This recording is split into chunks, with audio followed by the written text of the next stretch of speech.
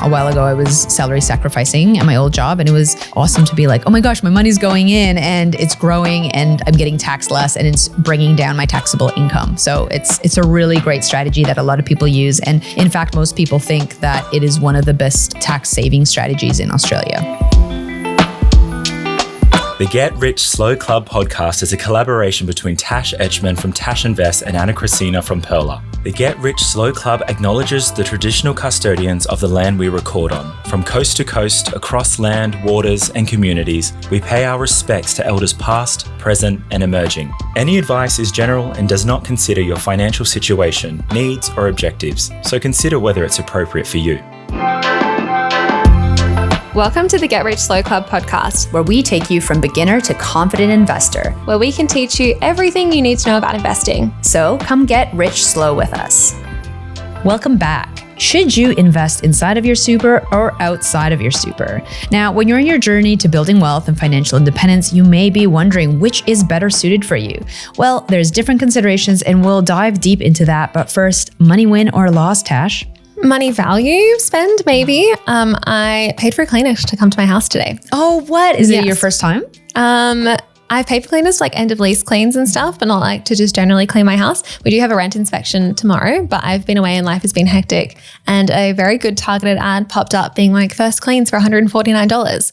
So I booked it. Is it an hour clean? No, they do. So it's a 3-bedroom, 2-bathroom house, which they know. So they're going to do vacuuming, mopping, they're going to clean the bathrooms and then like wipe the surfaces in the kitchen and stuff like that, and dusting, which is fun. Oh yeah, dusting. So we'll see. Yes, because I don't dust. Yeah. Oh, this is like a big one that I've been wanting to do for ages. Like me and my partner are always like tossing up whether we should get a cleaner. So I'm very curious as to what you think. I was going to do it when my family was coming to visit because I was just like, oh my gosh, I can't. Yeah. But yeah, so it's only $75 each, so I'm splitting it as well. So I was like, oh. Yeah, why not? Yay life. Especially if you have a reason. Yeah, so we'll see how it goes. So I wouldn't mind doing it consistently because I don't mind tidying, but I don't enjoy doing the deeper cleans. And I feel like my brain just switches it out sometimes. Like I just will not acknowledge that I probably need to clean something for a while. Yeah, I love doing the deep cleans because I'll put on a podcast or an audiobook and just get lost. But the problem is with little humans in the house, it's like I'll do the deep clean and then I'll turn around and everything else is a disaster. Yeah. And you just can't keep up. But that's just me, like not even having kids. Like I just put stuff everywhere and I'll turn around and be like, how have I left things everywhere again when I just tidied? You just don't see it after a while, right? Yeah. Yes. So hopefully this will become a regular thing if it's good. So fingers crossed. Awesome. What's yours?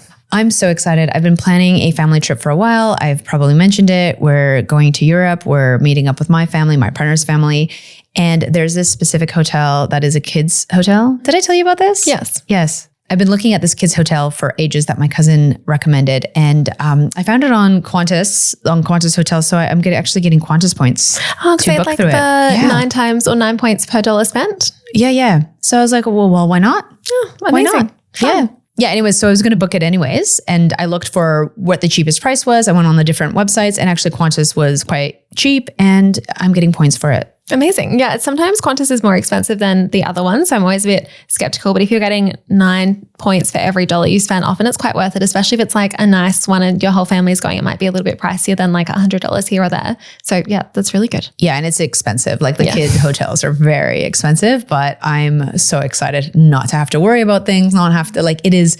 I'll let you know how it goes, but I am more excited than the kids. Like the kids don't even know. Like the kids don't know. They haven't been before. No. They can't like you can't conceptualize that as a kid. No, but I'm so pumped. And especially since we're going to be meeting with family, it's just so much easier to be like, come to the hotel. Yeah. Come to the hotel. Come have a dip in the pool. It's a full resort destination. Done and done. Perfect. I'm very excited. And points. Winning. Something less exciting, but I'm trying to make it more exciting. Super. No. Yay. You're the worst. Super is actually pretty exciting. Super is cool. I think I don't find it exciting because it feels too far away and often the rules are so complex and confusing. It's like, why is it not simpler? But the part that I find exciting about Super is just tracking how it grows. Like that's the most exciting thing for me. It's like being like, oh, look, a year ago it was this much. Now it's gone up in a year. Like that is actually exciting. And I will hopefully access that money at retirement. So no, it is exciting. It's cool that we get to invest no matter what. Like it's cool that no matter, unless you're working for yourself and not paying yourself super, but if you work a job and you meet the basic criteria, you should be getting paid super. So it's cool that like, despite everything happening in the world, you're still investing. That is exciting. It's exciting that it's taxed a little bit less than your income might be. So there are exciting things. And if you weren't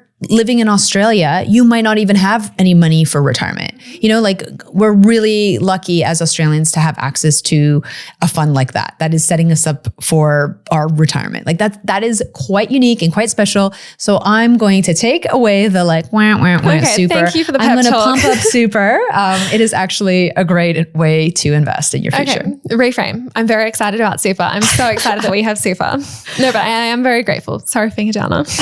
That's okay. I know super can be boring, but let's make it exciting. So let's just first talk about the differences of whether you were to invest inside your super or outside of your super, because this is a thing that a lot of people think about. They might have some additional money. Where should I put it? What's more advantageous? Like, where do I go from there? So let's just talk about super first. So super isn't actually an investment. So super isn't the ETF or the share. Super is just an investment vehicle. So it's a way that you can hold investments. There are restrictions on when you can access it because it is for your retirement. So most people will be able to access it after 60, maybe after 65, depending on when you hit those criteria.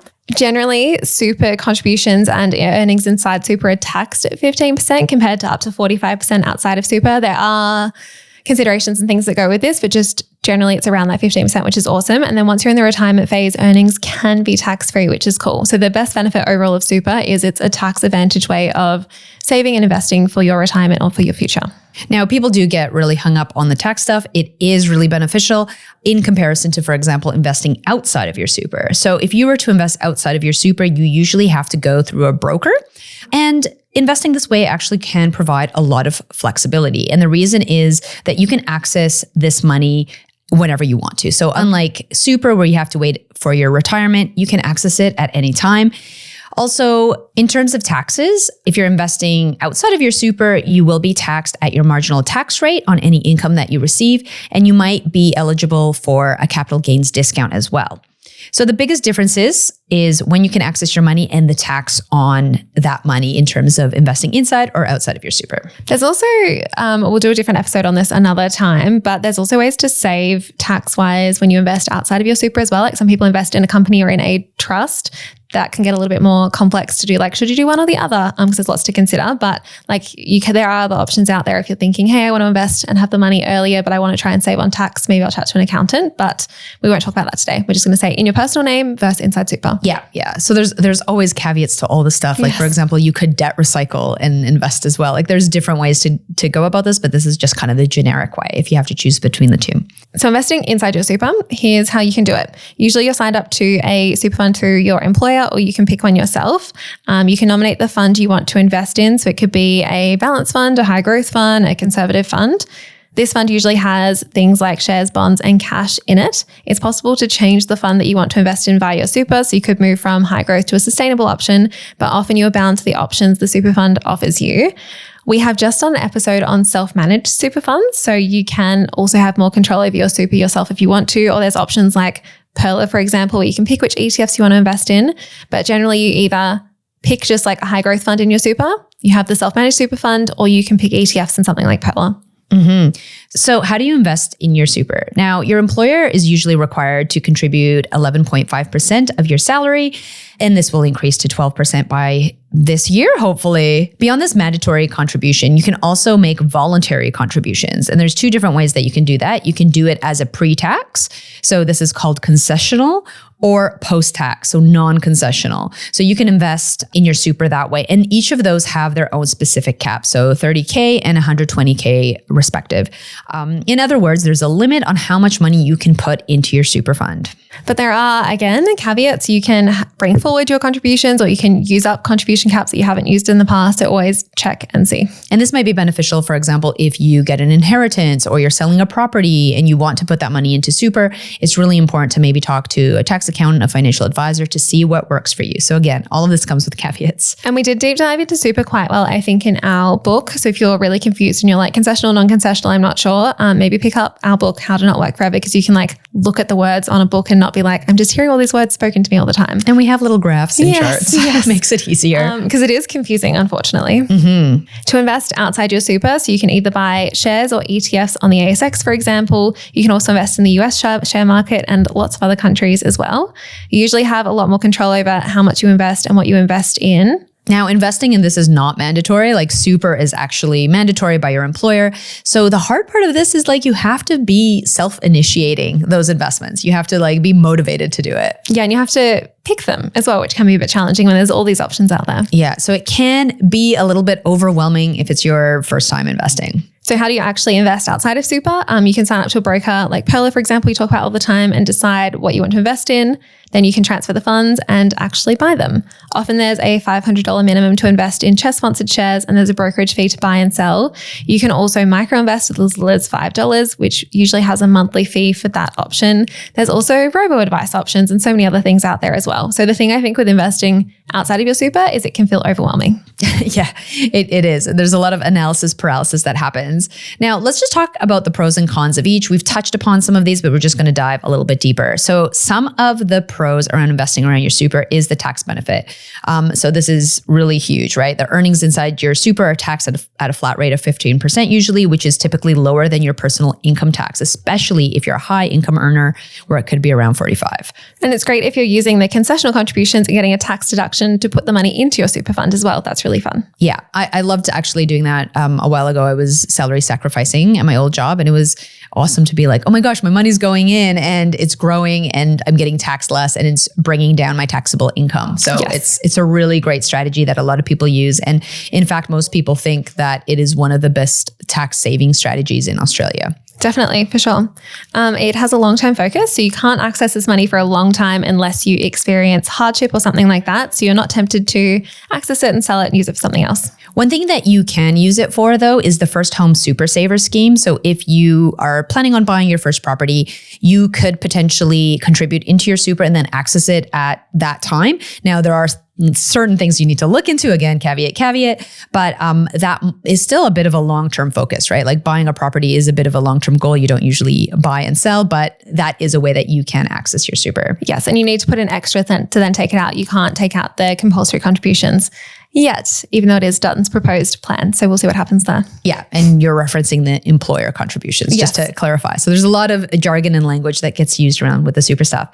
It's also really great for a set and forget strategy. Now, this is why I also really love super for anyone who isn't thinking about money, who isn't money savvy. At least money is already going in. If you've been working, you're already contributing to your super, you're going to access it at retirement. It is pretty straightforward. You put money in and hopefully over time it will compound and grow. So it is one of the best ways to build wealth without even having to stress or worry about it. Yeah, definitely. And I love all the regulations around super funds just generally because you can they're pretty trustworthy, which is good. Like you can know that your money is being invested, which is great. Mm-hmm. Some of the cons though, you can't access your super until preservation age. I always think of this like if anyone's played Stardew Valley, you have the preserve jars and you make jam.